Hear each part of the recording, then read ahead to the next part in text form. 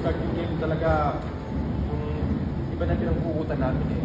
Pangarap talaga ng team namin is ito talaga. So, every time na nasa loob kami ng court, yun talaga yung naging ano namin, naging motivation namin na siyempre hindi lang para sa amin, pati sa mga coaches namin na alam namin kaya sila nagsakripisyo para din makuha itong championship ko. And ayun, lahat talaga nagbunga.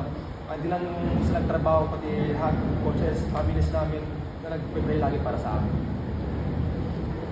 Sobrang fulfilling kasi ever since na nag-NU ako, saksi ako sa paghihirap ng NU. Paano nila i-grind yung sarili nila para makuha yung every championship na nakakuha ni Coach Dante. Sobrang sarap sa feeling na hindi namin nasayangan yung ganung pagkakataon.